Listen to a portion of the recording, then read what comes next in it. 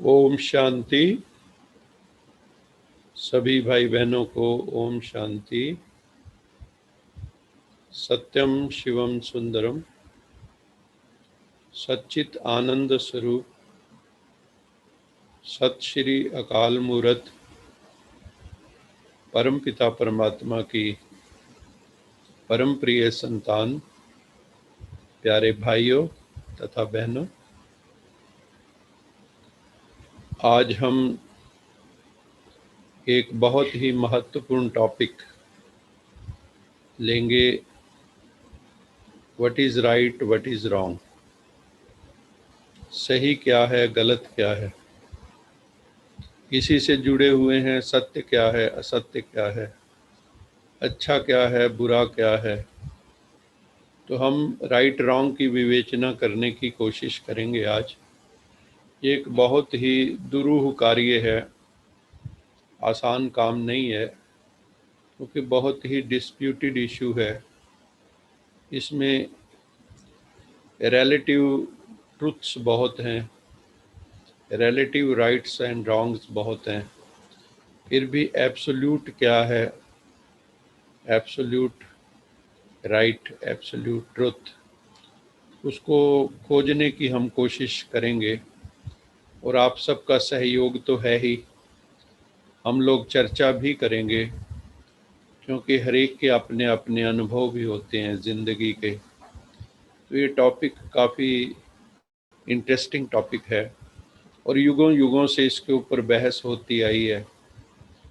कहते भी हैं मुंडे मुंडे मतिर भिन्ना, हर व्यक्ति की अपनी अपनी मति है, अपने अपने गुण कर्म स्वभाव संस्कार हैं, उसके अनुसार उसका टेंटेड विज़न है। जैसा जैसा उसका विज़न है टेंटेड ड्यू टू संस्कार, वैसा वैसा उसका सत्य असत्य, राइट रॉन्ग है, गुड बैड है। तो हम इस सब की विवेचना करने की कोशिश करेंगे, लेकिन उससे पूर्व रोज की तरह हम परम पिता परमात्मा को याद करेंगे, मेडिटेशन करेंगे। आप सबका इस सत्र में अभिनंदन है। सब जो हैं दूर दूर से जुड़े हुए हैं, भारत के विभिन्न क्षेत्रों से जुड़े हैं, बाहर से भी जुड़े हुए हैं। डॉक्टर गांधी जुड़े हुए हैं और भी अभी यहाँ दिखाई नहीं दे रहा है। जो भी महापुरुष जुड़े हुए हैं, सभी महापुरुष हैं, आप सबका बहुत बहुत धन्यवाद। अभी हम मेडिटेशन की तरफ आगे बढ़ते हैं। रोज की तरह अलर्ट हो जाएं हम सब। रीढ़ की हड्डी हम सीधी कर लें अपनी।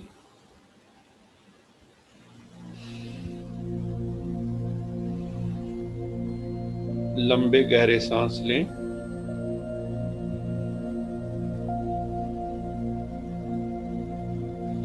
जब ब्रीद इन करें तो ओम साथ चले, ब्रीद आउट करें तो शांति मन में चले। आप सबको अभ्यास हो गया है। ओम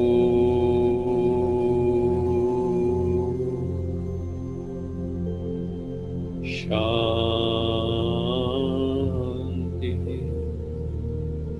श्वास के साथ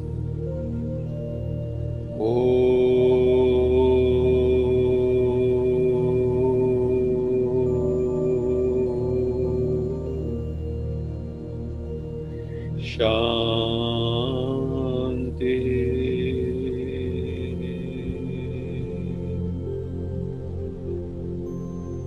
श्वास गहरे और लंबे। अपना ध्यान चहुं ओर से एकाग्र करके अपनी भ्रिकुटी में आ जाइए।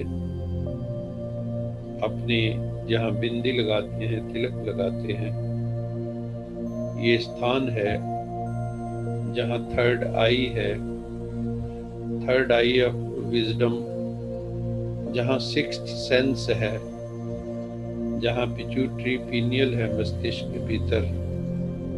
वहाँ पर एक लाइट है, डिवाइन लाइट। मैं वही हूँ, मैं वही हूँ। डिवाइन लाइट का एक कण हूँ। I am a tiny point of light and might. उसमें स्थित हो जाए, मैं इतना बड़ा शरीर नहीं हूँ, मैं अति सूक्ष्म आत्मा हूँ। तो स्थूल से सूक्ष्म की ओर चलें।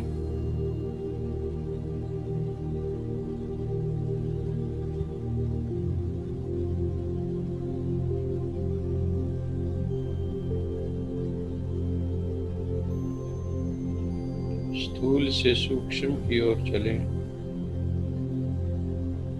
मैं चैतन्य, शांत स्वरूप, प्रेम स्वरूप, आनंद स्वरूप आत्मा हूँ। मैं चैतन्य, शांत स्वरूप, आनंद स्वरूप, प्रेम स्वरूप आत्मा हूँ। मेरा हृदय प्रेम से भरा है, मेरा मन शांत है। सारे शरीर के एक एक अंग को, एक एक कोशिका को, एक एक सेल को रिलैक्स कर दो, टोटली रिलैक्स्ड। उसको ऊर्जा से भर दो। सभी कोशिकाएं ऊर्जा से भरी हैं, उमंग उल्लास से भरी हैं, खुशी से भरी हुई हैं। कोई भी कोशिका उदास नहीं है। सभी उमंग उल्लास में हैं, कोशिकाएं आनंद में हैं।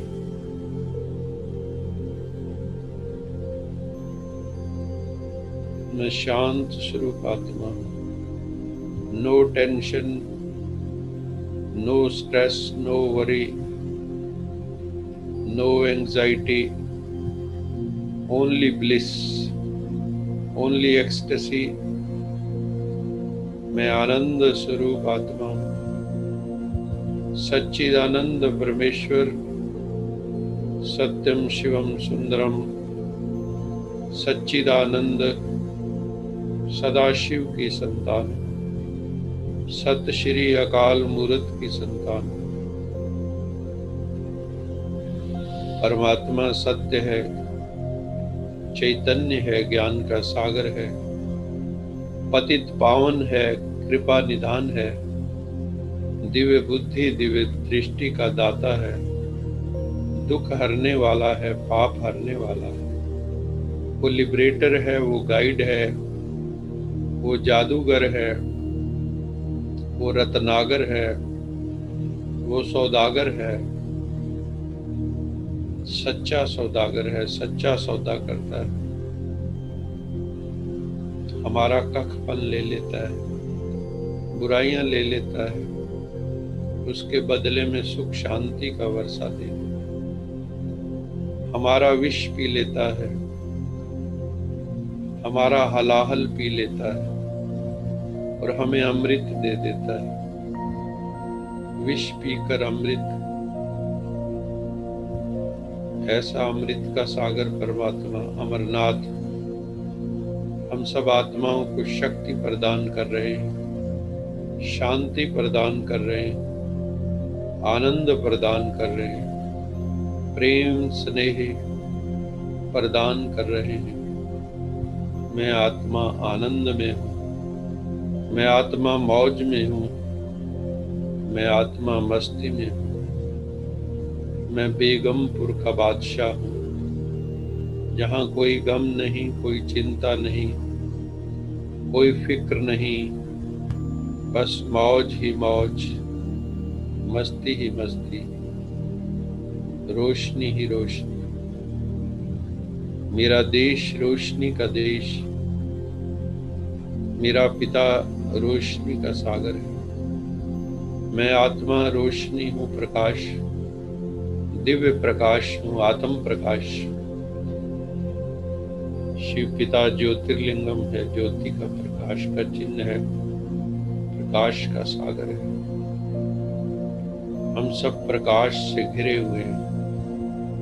हमारा सबका औरा प्रभा मंडल चारों ओर विस्तृत हो गया है।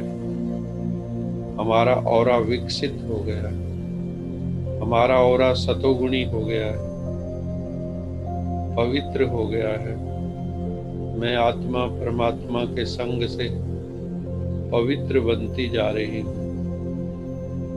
मैं आत्मा हूँ, परमपिता परमात्मा की संतान हूँ।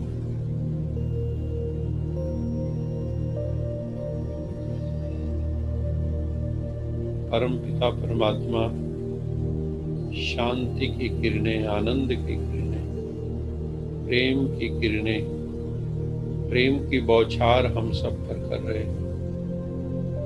हम उस प्रेम के अंदर, उस आनंद के अंदर, उस सुख शांति के अंदर खोए हुए। मन ठहर गया है, चित्त ठहर गया है,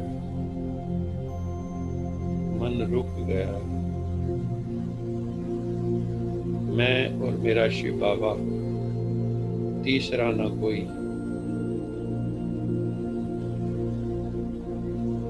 परमात्मा ज्योति, ज्योति देश से आया है।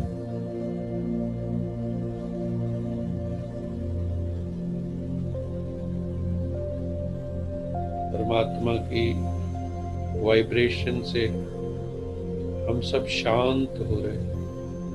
मैं शांत स्वरूप आत्मा, मैं शांत स्वरूप आत्मा, मैं शांत स्वरूप आत्मा।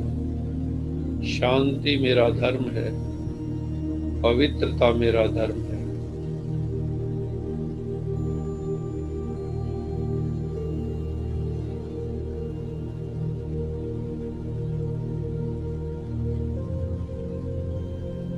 Peace is our religion,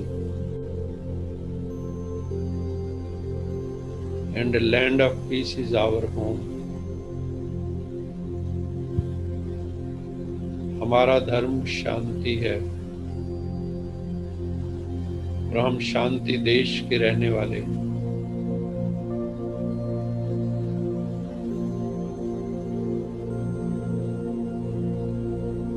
मैं आत्मा पूर्णतया शांत हूँ। मैं आत्मा पूर्णतया रिलैक्स हूँ।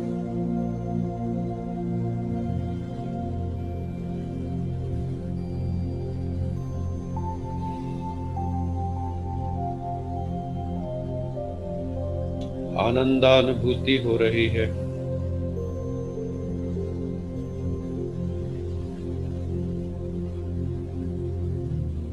अपने मन की आंखों के सामने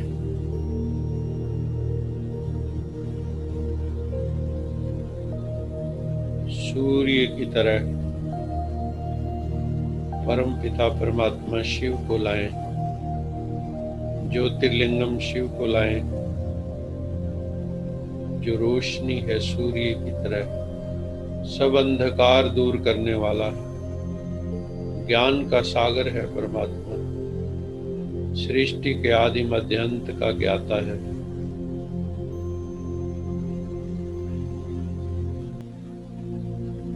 चारों ओर आनंद ही आनंद है, हर्ष ही हर्ष, उमंग उल्लास खुशी उत्सव का माहौल है। सब आनंदित हैं, सब मौज में हैं, सब खुशी में हैं।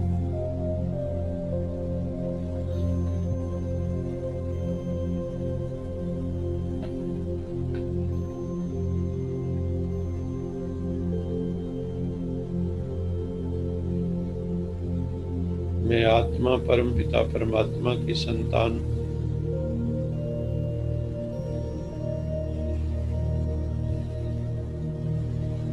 मैं शरीर नहीं, मैं आत्मा हूँ।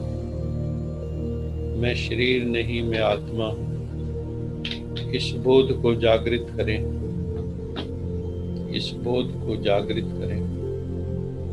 मैं शरीर नहीं, चैतन्य, ज्योतिर्मय, ज्योति बिंदु स्वरूप, बिंदी स्वरूप, अणु स्वरूप, सूक्ष्म अति सूक्ष्म, इनफाइनेटिसिमली स्मॉल आत्मा।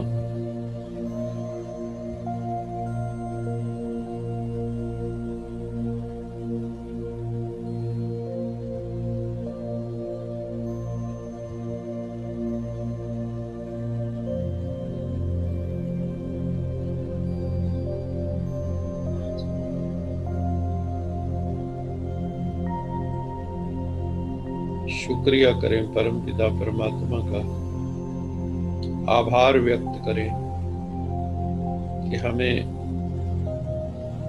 प्रतिदिन सत्संग सुनने को मिलता है। मेडिटेशन में भी सत्य पिता का संग होता है, परमात्मा सत्यम शिवम सुंदरम का संग मिलता है। मन मना भाव की स्थिति आ जाती है, मन परमात्मा में लग जाता है। परमात्मा जो सत्य स्वरूप शिवम स्वरूप है, सुंदरम स्वरूप है, चैतन्य है, आनंद का सागर है, उसमें मन टिक जाता है, मन ठहर जाता है। बहुत बहुत शुक्राना हे परमपिता परमात्मा, शिव बाबा, भोले बाबा, आपका बहुत बहुत शुक्राना। आप रोज हम पर बहुत कृपा करते हैं। इस दुनिया की बातों से अलग होकर थोड़े समय के लिए हम तेरे साथ जुड़ जाते हैं, तेरी बातें करते हैं, तेरी बातें सुनते हैं, बहुत आनंद आता है। ऐसे ही अपनी कृपा हम सब रूहों पर, हम सब आत्माओं पर, हम सब सोल्स पर, हे परमपिता परमात्मा सुप्रीम सोल, बनाए रखना। आपका बहुत बहुत शुक्राना। अभी हम यश जी को निवेदन कर रहे हैं कि हमें वो भजन सुनाए, ऐ मालिक तेरे बंदे हम, ऐसे हों हमारे कर्म, नेकी पर चले और बदी से टले, ताकि हंसते हुए निकले दम। ऐ मालिक तेरे बंदे हम।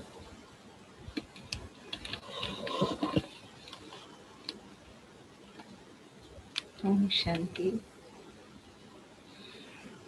हे मालिक तेरे बंदे हम,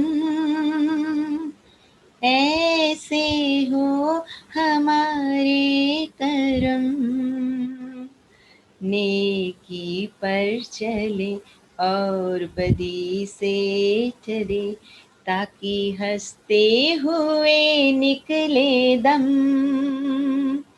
ऐ मालिक तेरे बंदे हम, बड़ा कमजोर है आदमी, अभी लाखों है उसमें कमी, पर तू जो खड़ा है दयालु बड़ा, तेरी कृपा से धरती थमी, दिया तूने हमें जब जन्म, तू ही झेलेगा हम सबके गम, नेकी पर चले और बदी से टले, ताकि हंसते हुए निकले दम। ऐ मालिक तेरे बंदे हम, ये अंधेरा घना छा रहा, तेरा इंसान घबरा रहा, हो रहा बेखबर, कुछ ना आता नजर, सुख का सूरज छिपा जा रहा, है तेरी रोशनी में जो दम, जो अमावस को कर दे पूनम, नेकी पर चले और बदी से टले, ताकि हंसते हुए निकले दम। ऐ मालिक तेरे बंदे हम, जब जुल्मों का हो सामना, तब तू ही हमें थामना,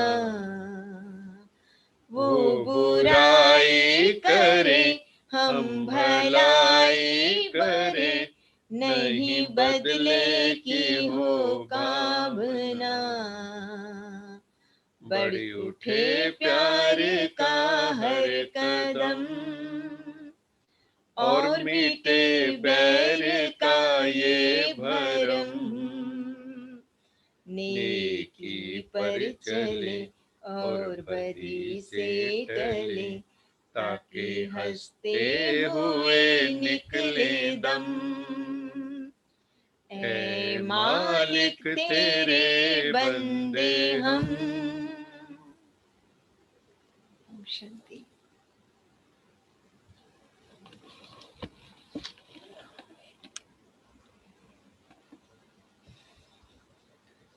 ये बहुत ही प्यारा गीत है।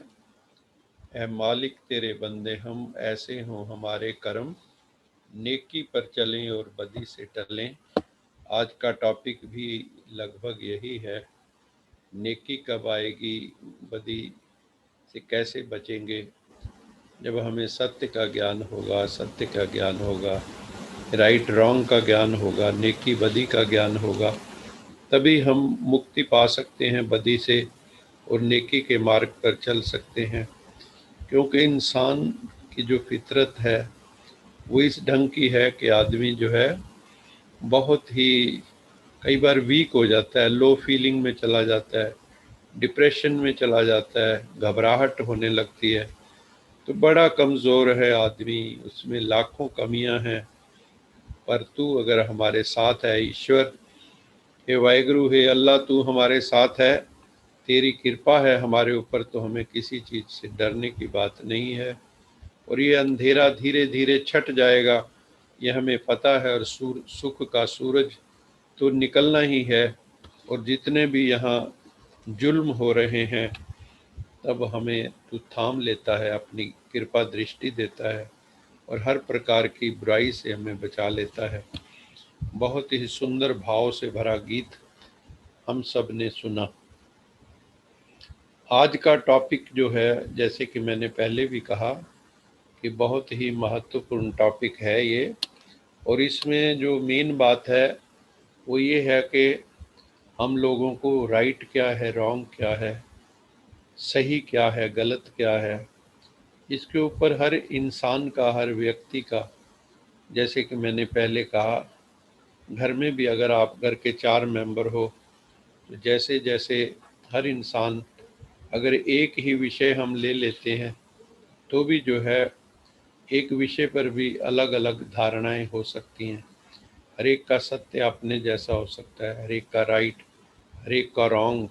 लेकिन हम कोशिश ये करते हैं कि हम एब्सोल्यूट ट्रुथ को ढूंढने की कोशिश करें, कुछ ऐसा सत्य ढूंढें, कुछ ऐसा राइट ढूंढें जिससे हमें सत्य के मार्ग पर, राइट मार्ग पर चलने की हमें प्रेरणा मिले। वैसे तो हम सब चल ही रहे हैं अपने अपने ढंग से, लेकिन इसकी ज़रूरत क्यों है इस टॉपिक की?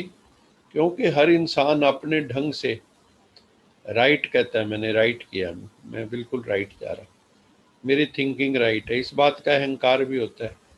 आपस में घरों के अंदर जो भाई बहन, पति पत्नी जो भी हैं, रिश्ते नाते, सब में आपस में इसी बात का ही झगड़ा है कि मैं राइट हूँ, तुम रॉन्ग हो। तो वो राइट क्या है, रॉन्ग क्या है, इसकी समीक्षा हम करेंगे, इसका तबसरा करने की कोशिश करेंगे और आप सब इसमें सहयोग भी देंगे। तो हम लोग इसकी अभी चर्चा करेंगे। मैंने एक प्रेजेंटेशन बनाने की कोशिश की है और बचपन में भी मैंने कुछ मटेरियल इस विषय पर इकट्ठा किया था, कुछ अभी और करने की कोशिश की है। अलग अलग पक्ष से आजकल क्या क्या थ्योरीज हैं इसके ऊपर, वो भी मैंने संकलन करने की कोशिश की है। तो आज हम इस विस्तृत टॉपिक को लेने की कोशिश कर रहे हैं। तो इसकी प्रेजेंटेशन मैं अभी करूँगा।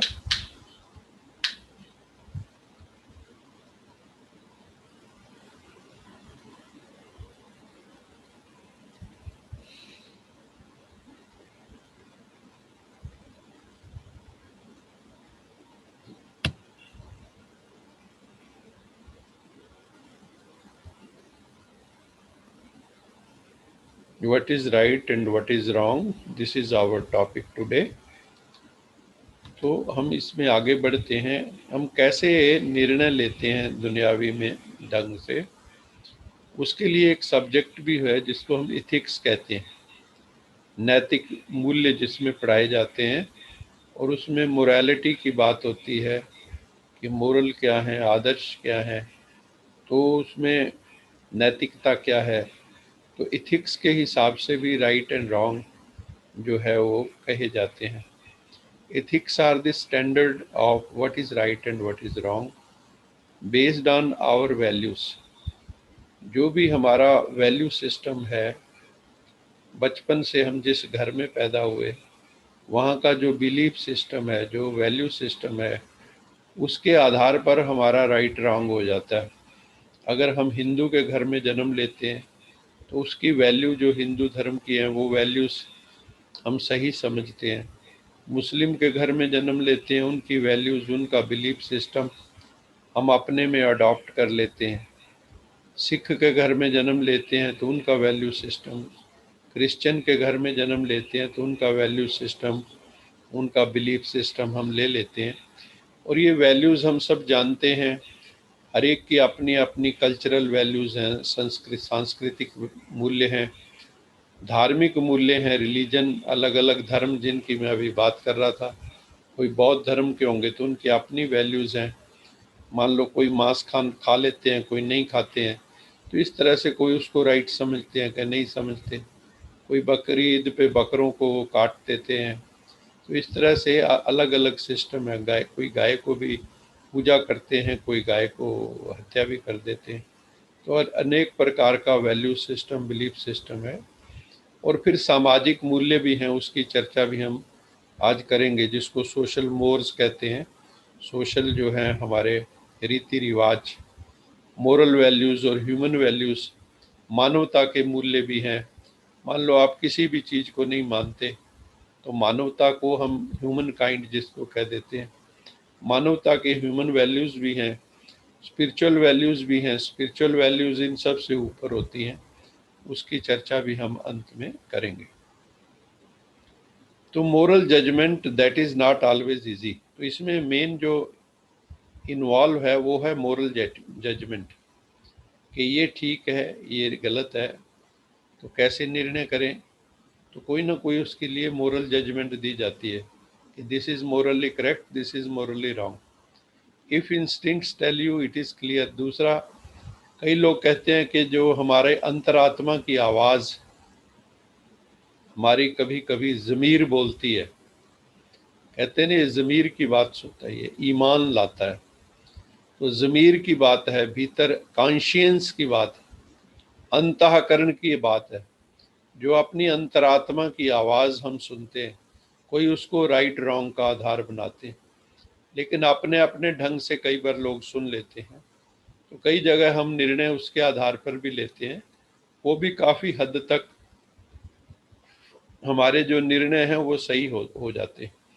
जब हम अपनी अंतरात्मा की आवाज़ सुनते हैं तो वो मूल्य भी कई बार जो है निर्णय हम उसके बेस पे करते हैं, वो ठीक हो जाते हैं। लेकिन कई बार क्या होता है कि ये इंस्टिंक्ट्स, ये अंतरात्मा की आवाज़ भी कई बार दब जाती है। जब हम कोई गलत काम बार बार करते रहते हैं तो उसके बाद अंतरात्मा की आवाज़ आनी भी बंद हो जाती है। जैसे फॉर एग्ज़ाम्पल, एक कसाई जो होता है, किसी जानवर को जो काटते हैं, बकरों को काटते हैं, तो पहली बार जब वो किसी को काटता है, बकरे को या किसी भी जीव को, मुर्गे को, तो उसकी आत्मा उसको मना करती है कि डोंट डू दिस, इसको भी जीवन का अधिकार है। लेकिन हम क्या करते हैं, उस बात को अनसुनी करके कर देते हैं उसको। फिर एक बार, दो बार, चार बार, 10 बार करने के बाद वो जो हमारी भीतर की आवाज़ थी, अंतरात्मा की आवाज़, वो कहीं दब जाती है। हम उसको फिर राइट रॉन्ग के निर्णय करने में यूज नहीं कर सकते, क्योंकि हमें फिर और कुछ सत्य लगने लग जाता है कि, तो इसलिए अभी ये निर्णय कर पाना कि what is right what is wrong, वो मुश्किल हो जाता है। अब क्वेश्चन ये होता है कि ये जो नैतिकता है या मोरालिटी है, ये क्या चीज़ है? मोरल क्या है? What is moral? जैसे हम कहते हैं वी शुड बी ऑनेस्ट, हमें ईमानदार होना चाहिए, हमें सत्य भाषण करना चाहिए, हमें कभी झूठ नहीं बोलना चाहिए। ये मोरल प्रिंसिपल्स हमें बचपन से सिखाए जाते हैं। सत्यम वद धर्मम चर, सत्य बोलो धर्म पर चलो, हमें ये सारे मोरल वैल्यू सिखाई जाती हैं। लेकिन why we should be moral? Question ये है कि मुझे आप कहते हो कि आप ईमानदार बनो, क्यों बनूं? मैं ईमानदार क्यों बनूं? इतनी दुनिया बेईमान है, मैं भी क्यों नहीं बेईमान बनूं? तो हमें ये मोरालिटी का जेनेसिस कहाँ है, ये है क्या चीज़, तो उसको हम समझने की कोशिश करते हैं। What is morality?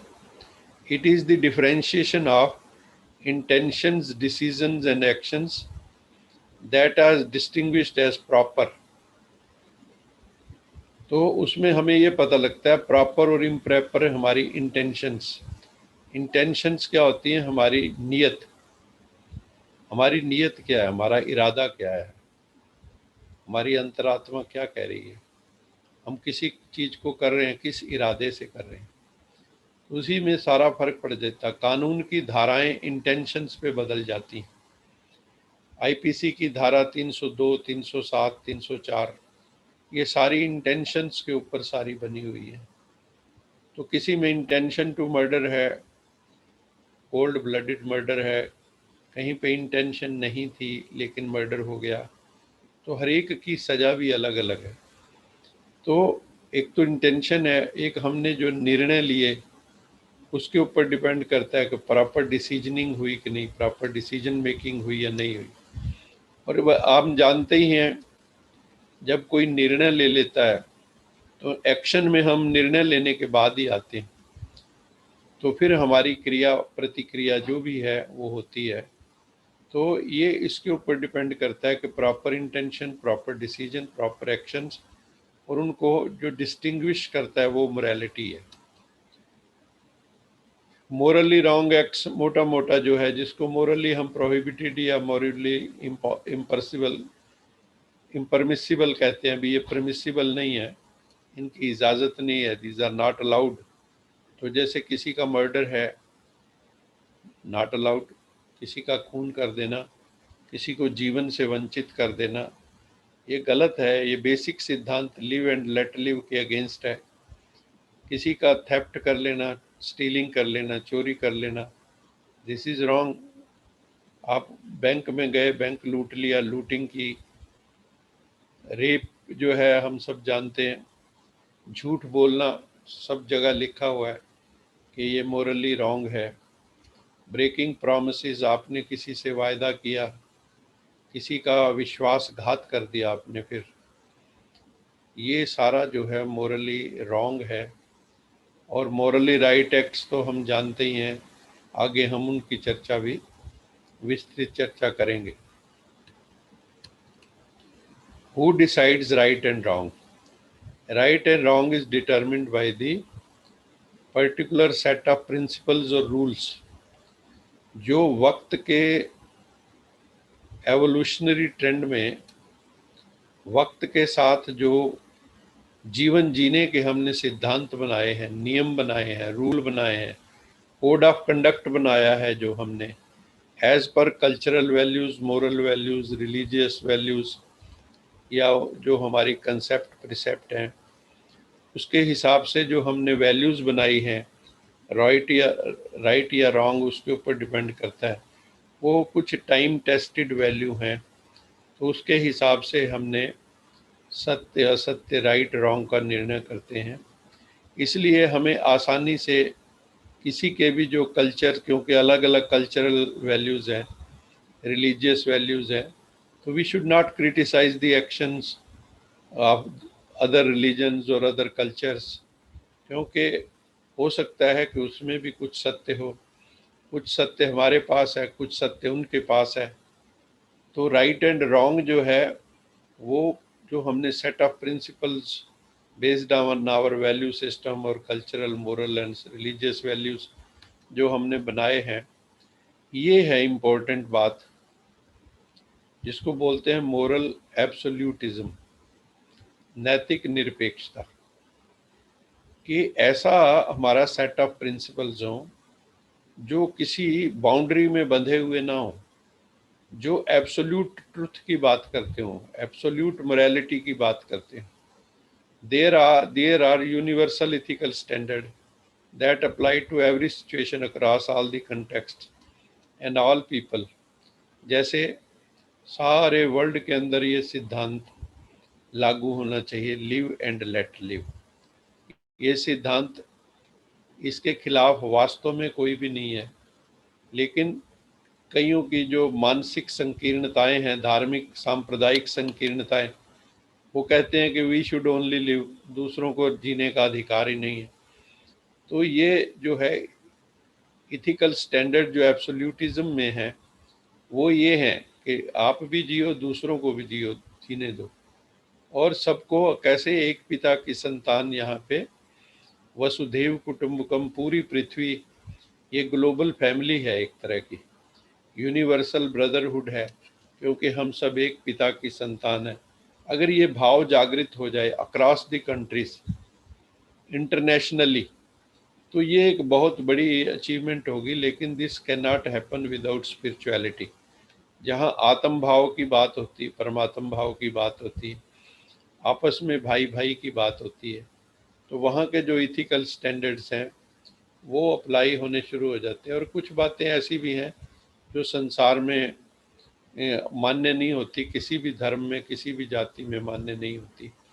These truths can be grounded in sources like, अब ये जो है इनका भी आधार क्या है, जो मोरल एब्सोल्यूटिज्म है, नैतिक निरपेक्षता, क्योंकि वैसे तो रिलेटिव है, सब धर्मों का अपना अपना है, सापेक्ष, रिलेटिव मैंने सापेक्ष है, एक दूसरे के तुलनात्मक है। लेकिन ये निरपेक्षता की बात हो रही है, तो इसका फंडामेंटल बेस कहाँ है? वो है कानून, संविधान, कई जगह रैशनैलिटी, विवेक, जो हमारी विवेक बुद्धि है, विजडम है, जो हमने अक्वायर की है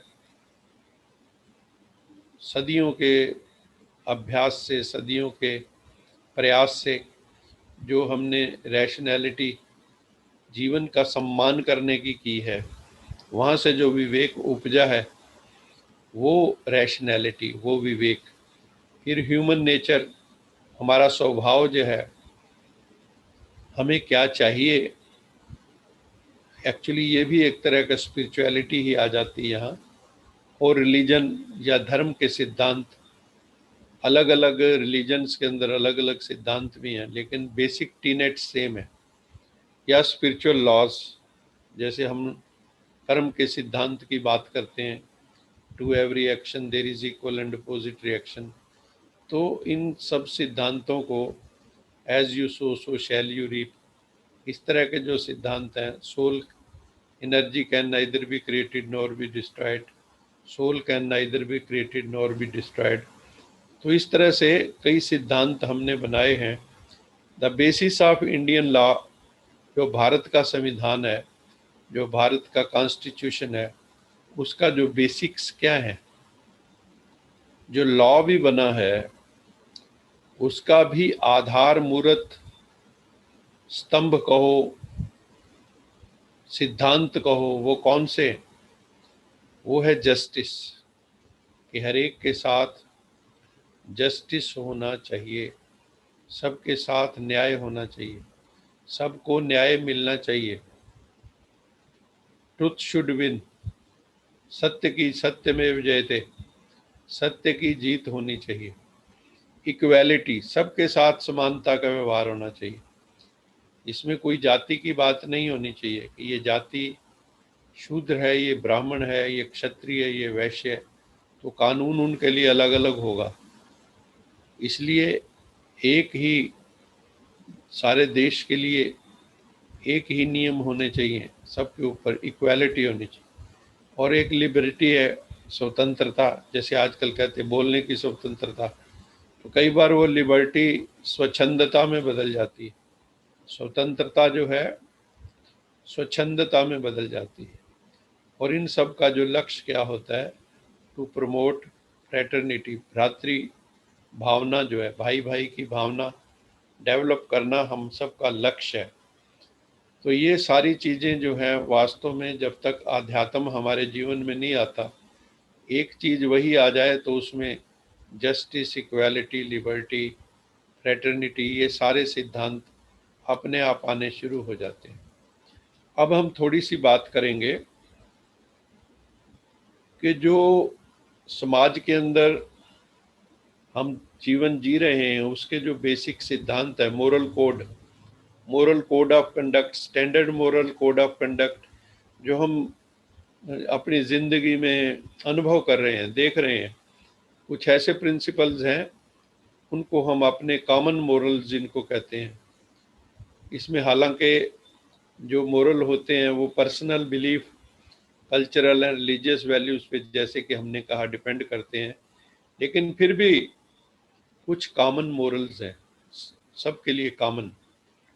वो कौन से हैं? जैसे हर कोई आपको ये कहेगा ऑलवेज टेल द ट्रुथ, और ये ट्रुथ की बात पे तो लोग झगड़ने लगते हैं कि मैं सत्य बोल रहा हूँ और आप सत्य नहीं बोल रहे हो, आपने मेरे सामने झूठ कैसे बोला, अब आपने मेरे से छिपाना भी शुरू कर दिया। तो इस तरह की बातें जो हैं होती हैं, क्योंकि हर एक को सत्य पसंद है,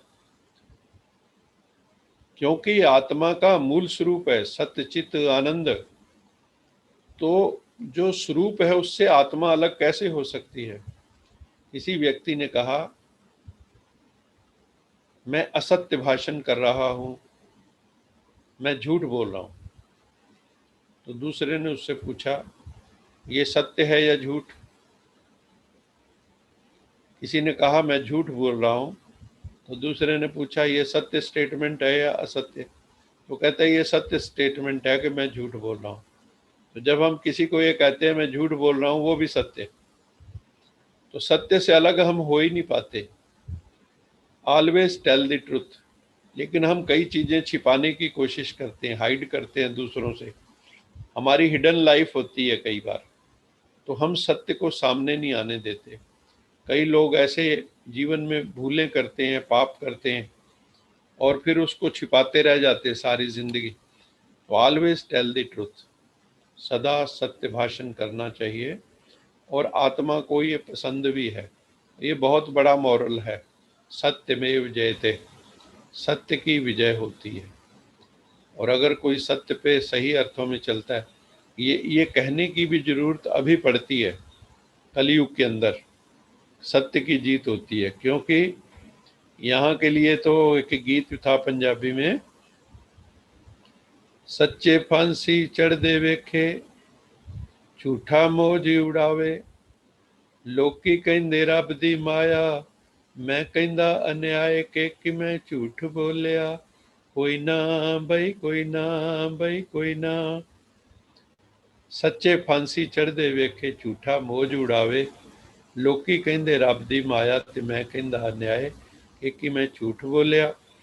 ये जो है ना, कलयुग के अंदर ये बात लागू हो जाती है कि कई बार इतनी तरह के वकील जो बने हुए हैं दुनिया में, उनका काम ही है, देखो सबको पता है, जब केस कोर्ट में गया है, एक पार्टी सच्ची है एक पार्टी झूठी है, लेकिन फिर भी कई बार तथ्यों को, एविडेंस को इस तरह से घुमा के पेश किया जाता है कि सत्य छुप जाता है, सत्य की हार होती दिखती है और असत्य जीत जाता है, ऐसा प्रतीत होता है। लेकिन कहने वाले ये फिर कहते हैं कि जो ईश्वरीय सिद्धांत है, उस ईश्वर के सिद्धांत में यहाँ से तो बच निकलोगे, वहाँ बच नहीं पाओगे, ये इस जन्म में नहीं तो अगले जन्म में।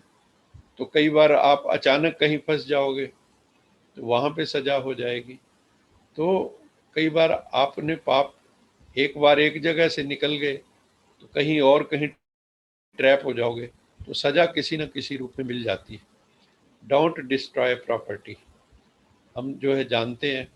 लेकिन भारत देश में देखो कितनी प्रॉपर्टी एक साल में जो आंदोलनकारी हैं किसी न किसी तरह के, कोई भारत बंद लगाने वाले, इतनी प्रॉपर्टी वो कर देते हैं।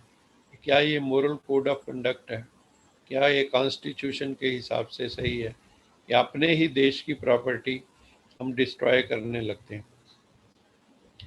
जापान के अंदर अगर किसी ने गवर्नमेंट के खिलाफ विरोध करना होता है तो वहाँ क्या करते हैं, वहाँ फैक्ट्री बंद नहीं होती, वहाँ बांध नहीं लगते।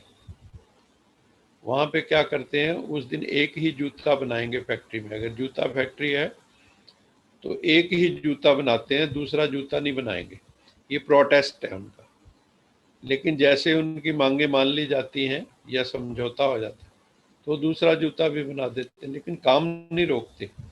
हमारे देश में नेशनल कैरेक्टर की कई बार अब देखते हैं बहुत ही कमी है। हमारा राष्ट्रीय चरित्र जो है ना बहुत ही शून्य जैसी स्थिति में पहुंच गया है। हम अपने देश के लिए भावनाएं, नेशनल कैरेक्टर ही बहुत कम बच गया है। तो हम लोग अपने ही देश की प्रॉपर्टी डिस्ट्रॉय करते हैं। ये मोरली हर एंगल से ये इनकरेक्ट है। दूसरा, हमें साहस रखना चाहिए। हर एक को हम कहते हैं कि जीवन है, इसमें उतार चढ़ाव आएंगे, हैव करेज, साहस रखो। अगर आपने जीवन में कोई बड़ा काम करना है, रिस्क लेने हैं, अगर करेज ही नहीं है आपके पास तो आप रिस्क नहीं लेंगे, you will be a safe player. तो अभी सेफ प्लेयर नहीं बनना है, हमें कंफर्ट जोन से बाहर आना है अपनी, और करेजियस एक्ट करने हैं। जहाँ पे हमारे पूर्वज छोड़ गए हैं किसी सिद्धांत को, उसको आगे बढ़ाना है। तो हमें साहसी बनना है, हिम्मतवान बनना है। आ हिम्मत का एक कदम बढ़ा, प्रभु मंजिल पर पहुंचा देंगे।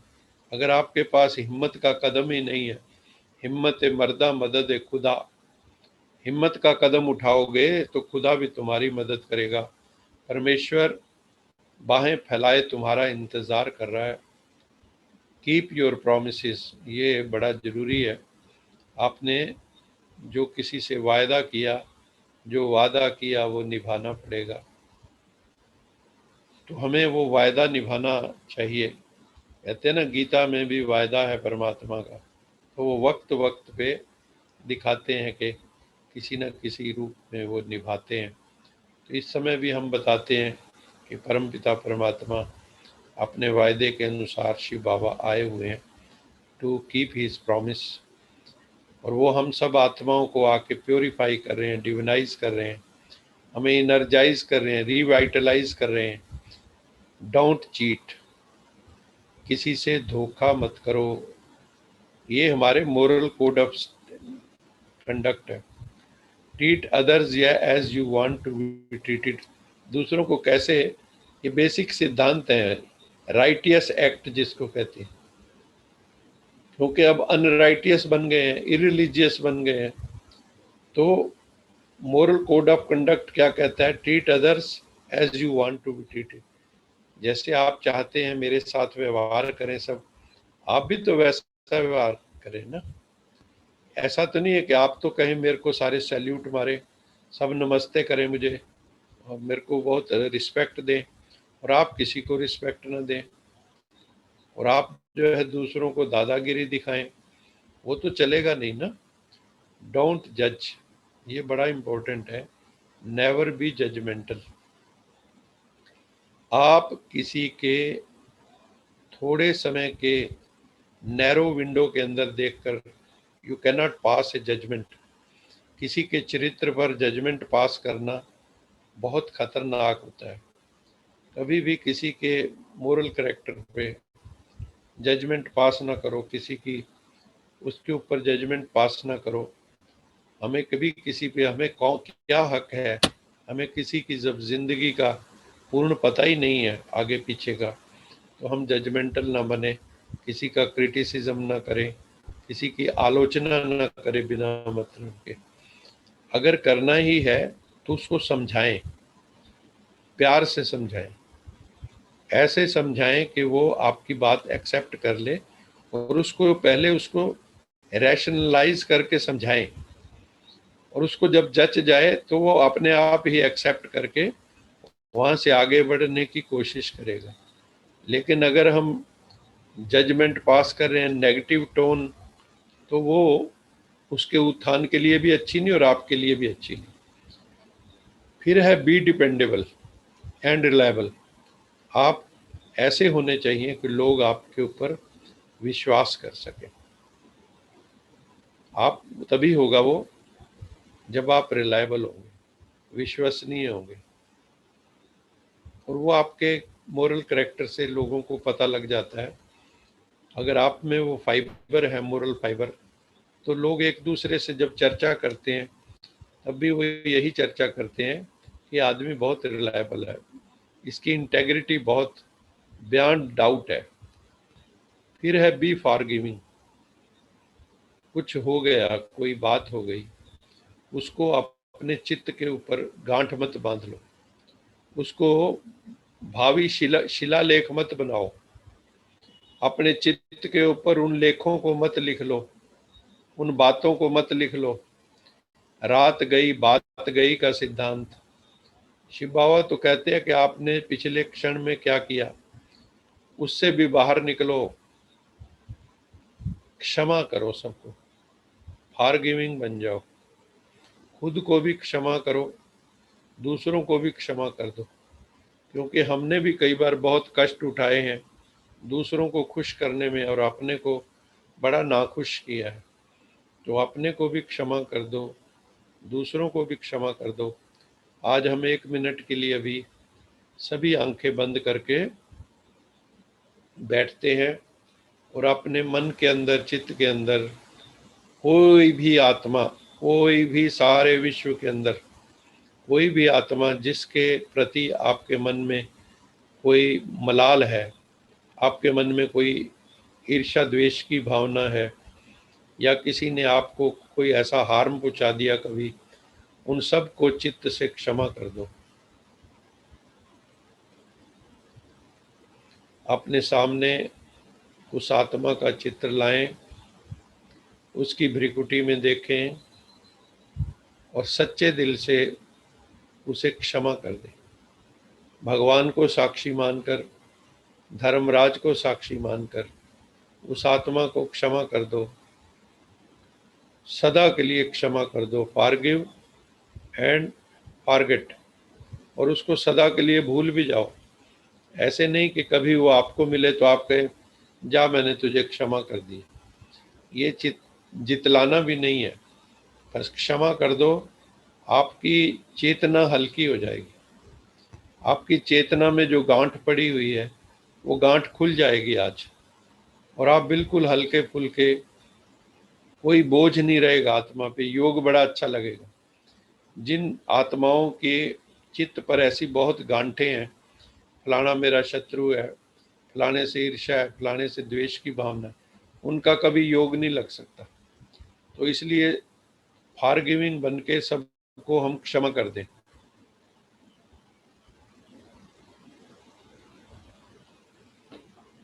और आपका कैरेक्टर जो है इंटेग्रिटी वाला होना चाहिए। जो गवर्नमेंट सर्वेंट है, जो नौकरी करते हैं, तो उनकी एनुअल अप्रेजल लिखी जाती है, जिसको ACR भी पहले कहते थे, कॉन्फिडेंशियल रिपोर्ट। तो उसमें एक कॉलम होता है इंटेग्रिटी, तो उसमें लिखना होता है इंटेग्रिटी बियॉन्ड डाउट। अगर उसमें ये लिख दिया कहीं इंटेग्रिटी में कि इसमें डाउट है या कुछ इस तरह की आपने डाल दिया कि अनरिलायबल है, डिपेंडेबल नहीं है, तो उसको वार्निंग इशू हो जाती है। उसको कन्वे किया जाता है कि आपकी इंटेग्रिटी पे बहुत बड़ा क्वेश्चन मार्क है। तो हमें भी ऐसी हमारी चारित्रिक जो है इंटेग्रिटी होनी चाहिए, लोग विश्वास कर सकें हम पे। Take responsibility for your actions. जो भी हम कर्म करते हैं उसके लिए हम रिस्पॉन्सिबल हैं, इसकी हमें जिम्मेवारी लेनी होगी। Take responsibility for your actions. ये नहीं कि आप कोई कर्म करें और फिर उससे भागना चाहें, आप भाग नहीं समझ सकते।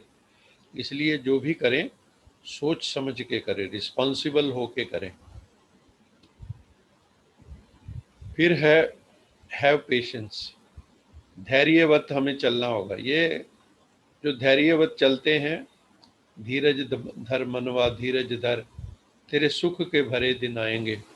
कभी भी मान लो कोई घटना घटती है तो अपने मन को समझाओ, पेशेंस रखो, धैर्य रखो। ये बहुत बड़ा गुण है। कई बार केवल धैर्य रखने से उस समस्या का हल हो जाता है, केवल पेशेंस रखने से उस समस्या का हल हो जाता है। तो हमारे में ये गुण होना चाहिए, बी लॉयल। दूसरा, जैसे पति पत्नी है, एक दूसरे के प्रति लॉयल होने चाहिए, विश्वास होना चाहिए, हर रिश्ते में लॉयल्टी होनी चाहिए। आप किसी को जो है बेवफाई ना करें, लॉयल रहें उसके प्रति। Have respect for your self and others, अपने लिए भी आपके मन में रिस्पेक्ट हो और दूसरों के लिए भी हो। दूसरों के लिए तो हम कहते हैं, लेकिन खुद का भी सम्मान करें, सम्मान में रहें, सेल्फ स्टीम में रहें। बी टॉलरेंट, आपको सहनशील होना होगा, सहिष्णु होना होगा। भारत में सहिष्णुता की बात बहुत लंबी चौड़ी हुई पिछले दिनों, है ना। तो इंटॉलरेंट सोसाइटी हमारी होती जा रही, झगड़े बढ़ते जा रहे हैं और डिफरेंसेस के कारण बहुत लोग टॉलरेंट नहीं रह पाते। तो उसके कारण कई बार डाइवोर्सेस फैमिली में भी हो जाते हैं, पति पत्नी में। तो न्याय की बात करें, नम्रता हो हमारे भीतर, have humility and be generous, हम सदा जो है उदार चित्त वाले हों। आज यहाँ पे ही ख़त्म करते हैं क्योंकि टाइम हो गया है। अभी हम थोड़ा इसकी चर्चा कल करेंगे। अभी हम कुछ मुरली के पॉइंट, जो आज शिव बाबा ने हमें मुरली सुनाई, उसके कुछ पॉइंट हम सब सुनेंगे बहुत प्यार से। भगवानुवाच, भगवान शिव ने आज हमें क्या कहा। बाबा ने कहा, बच्चे ये सबको ये समझाओ, ये बात बताओ सबको, ये मैसेज दो कि ये जो याद की यात्रा है, ये जो मेडिटेटिव जर्नी है हमारी, इससे सोल प्योरीफाई होती है, इससे आत्मा पवित्र बनती है, इससे आत्मा डिटॉक्स होती है। ये सबसे बड़ी तीर्थ यात्रा है। जो अंतर में मैल है वो अंतर की यात्रा से ही ठीक होगी, बाहर की यात्राओं से नहीं होगी। स्वयं को आत्मा समझकर हर कर्म करना है। हमें हर काम स्वयं को आत्मा समझ के करना है, तो कर्म योगी बन जाएंगे। आत्मा समझें, परमात्मा से कनेक्ट करें। आत्मा परमात्मा का वायरलेस कनेक्शन है, वाईफाई कनेक्शन है। तो वो कनेक्ट करके फिर ये समझें कि आत्मा ही एक्टर है इस वर्ल्ड ड्रामा के अंदर। हम सब कौन है? सोल इज एन एक्टर, और ये बॉडी कॉस्ट्यूम है। कोई माँ बन गया, कोई बेटा बन गया, कोई भाई बन गया, कोई बहन बन गई। ये एक जन्म का नाता है। हमने ऐसे कितने जन्म लिए, कितने बार मम्मी डैडी बने, कितनी बार बच्चे बने। ये खेल तमाशा हम बहुत दिनों से करते आ रहे हैं, कई युगों युगों से करते आ रहे हैं। तो याद रहना चाहिए कि मैं सोल हूँ। जितने भी एक्टर हैं उनको अपना असली नाम रूप याद रहता है कि मैं फलाना हूँ, लेकिन हम भूल गए हैं। हम शरीर को ही समझने लगे कि मैं फलाना हूँ। परम धाम से हम इस सृष्टि रूपी रंगमंच पर पार्ट बजाने आत्मा आई है। इस शरीर रूपी वस्त्र को धारण करके हम सब पार्ट बजा रहे हैं। हम बेहद के बाप शिव बाबा के पास आए हैं पतित से पावन बनने के लिए। किस लिए आए हैं भगवान के पास? हम पतित हो गए हैं, हम गिर गए हैं, अपने स्वरूप से गिर गए हैं। वही सच्चा सतगुरु है जो सर्व आत्माओं की सदगति करता है। पहले हम दुर्गति में थे, विकारों ने हमारी दुर्गति कर दी थी। हम भोगवादी थे, भोगों में पड़े हुए थे। अभी हम योग की यात्रा पर निकले हैं। ये वो गुप्त वेश में सतयुग की स्थापना, स्वर्ग की स्थापना, गोल्डन वर्ल्ड की स्थापना करने आता है। वो है दूर देश का मुसाफिर, और हम भी दूर देश के मुसाफिर हैं। हम सब आत्माएं, वो है दूर देश का रहने वाला। हम आत्माएं भी मुसाफिर हैं। हम आत्माएं साइलेंस वर्ल्ड से टाकी वर्ल्ड में आई हैं पार्ट बजाने। परमपिता परमात्मा का भी पार्ट है। पुरानी दुनिया को नई बनाने का। हम मोह माया के कारण हम भगवान को याद नहीं करते। दुनिया के प्रलोभन बहुत, रिश्तेदार संबंधी भी दुख देने वाले बन गए। आजकल आप देखो सबसे ज्यादा दुख किन से मिल रहा है? अपने ही रिश्तेदार संबंधियों से। एक दूसरे के विवाह शादियों में भी एक दूसरे को कई बार नीचा दिखाने की कोशिश भी करते हैं, एक दूसरे को डाउनग्रेड करने की कोशिश करते हैं। तो रिश्तेदार संबंधी भी दुख देने वाले बन गए हैं। इस समय दुनिया में वैरायटी धर्मों का झाड़ है। सतयुग में केवल एक धर्म था जिसको आजकल हम सनातन धर्म कह देते हैं। इसका असली नाम है आदि सनातन देवी देवता धर्म। बाकी जितने भी धर्म हैं दुनिया के अंदर 2500 साल के भीतर ही आए हैं, चाहे वो इस्लाम हो, चाहे बौद्ध हो, चाहे क्रिश्चियन हो, चाहे संन्यास हो, चाहे सिख धर्म हो, सारे 2500 साल के भीतर ही आए हैं। फिर बाबा ने कहा कि माताओं को ऑर्गेनाइज होना चाहिए, उनको अपना एक संगठन बनाना चाहिए, स्पिरिचुअल शिव शक्ति सेना का संगठन, ताकि एक दूसरे की रक्षा भी कर सकें। अबलाओं माताओं पर अत्याचार बहुत होते हैं। सोल कॉन्शियस बन के ये काम करना है। शिव पिता की याद बुद्धि में निरंतर रहे। मन बुद्धि कार्य से पवित्र बनना है, मतलब मन बुद्धि कर्म से। काम क्रोध लोभ आदि नरक के द्वार हैं। ये गीता श्रीमद् भगवत गीता में भी दिया है कि ये जो विकार हैं काम क्रोध लोभ आदि है, ये नरक नरक के द्वार हैं। इनसे स्वयं को बचाना है और नष्टो मोहा बनना है। मोह जो है धीरे धीरे हमें, प्यार सबको करो, मोह किसी से ना करो। शरीर में अपने में भी मोह ना हो। सबसे ज्यादा मोह आत्मा को अपने शरीर से है, इसलिए कभी भी शरीर को छोड़ना नहीं चाहती। मधुबन में मतलब हम माउंट आबू में, तुम बच्चे आते हो रिफ्रेश होने के लिए, हम वहाँ जाते हैं तो आत्मा रिफ्रेश हो जाती है। वो है स्पिरिचुअल रिट्रीट, स्पिरिचुअल हीलिंग के लिए। तो वहाँ वो स्पिरिचुअल रिट्रीट है, हम जाते हैं, मेडिटेशन करते हैं। चारों तरफ बहुत शुद्ध वातावरण है, प्राकृतिक भी और आध्यात्मिक भी। तो बहुत ही अच्छा वहाँ अनुभव होता है। एकदम आत्मा उड़ने लग जाती है, बहुत सुंदर अनुभव होने लग जाते हैं। योग बल से इस शरीर को थमाना है, क्योंकि शरीर में भी कई रोग आ जाते हैं, क्योंकि ये पुराना शरीर है। कुछ ना कुछ समस्या, कोई ना कोई व्याधि होते रहते हैं। तो ये किससे बचेंगे हम? योग से। उसी से आयु भी लंबी हो जाती है। ये हमारी गॉडली फैमिली है। हम सब भाई बहन हैं, जितने भी हम यहाँ बैठे हैं, सारे विश्व की आत्माएं एक पिता की संतान होने के नाते ये हमारी गॉडली फैमिली है। और वसुधैव कुटुंबकम, पूरी धरती एक कुटुंब की तरह है। शिव है हमारा पिता, ब्रह्मा है माता, हम सब हैं भाई बहन। हमें आपस में बहुत प्यार से रहना है। ईश्वरीय पढ़ाई पढ़ना है और पढ़ाना है। ये गॉडली जो एजुकेशन है, वाइसलेस वर्ल्ड हेवन की स्थापना करनी है। वहाँ कोई भी वाइस ना हो, विकार ना हो, बुराइयां ना हो, सब आनंद से, मौज से, खुशी से। सत्य का युग है वो। अंत काल में एक शिव बाबा के सिवाय किसी की याद नहीं आनी चाहिए। जब लास्ट टाइम पे फोटो खींचे हमारी, कहते हैं ना, फोटो जब कैमरे से खींचते हैं, अगर आपकी आंख बंद रह गई तो बंद ही आएगी उसमें।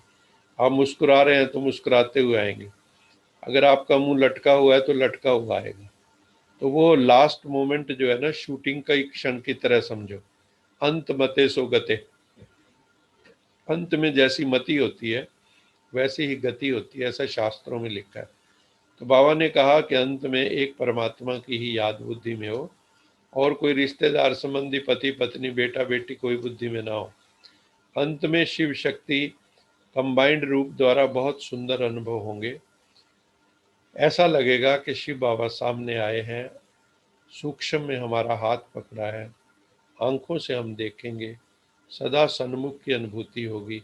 जो योगी आत्माएं हैं उनको ऐसी सुंदर सुंदर, अंत में अभी जो समय चल रहा है, अभी भी अनुभूतियां हो रही हैं, आगे चल के और भी सुंदर सुंदर अनुभूतियां होंगी।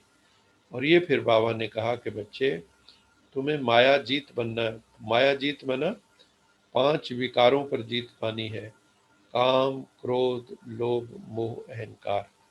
दूसरा प्रकृति जीत, प्रकृति मैंने 5 तत्व, अग्नि, जलवायु, पृथ्वी, आकाश। माया जीत, प्रकृति जीत बनने वाली श्रेष्ठ आत्मा ही स्व कल्याणी और विश्व कल्याणी। वो आत्म कल्याण भी करेगी, सेल्फ ट्रांसफॉर्मेशन भी करेगी और वर्ल्ड का ट्रांसफॉर्मेशन भी करेगी। कौन सी? जिसने प्रकृति को जीता है, जिसने माया को जीता है। इन्हीं शब्दों के साथ आप सबका बहुत बहुत धन्यवाद। इस टॉपिक को कल भी करेंगे कवर। कल कुछ थ्योरीज भी लेनी है, कुछ जो सोशल नॉर्म्स हैं हमारे राइट और रॉन्ग के, उसकी भी चर्चा करेंगे और इसकी विस्तृत व्याख्या कल फिर करेंगे। उम्मीद है कल ये टॉपिक पूरा होगा। आप सबका बहुत बहुत धन्यवाद। ओम शांति, ओम शांति।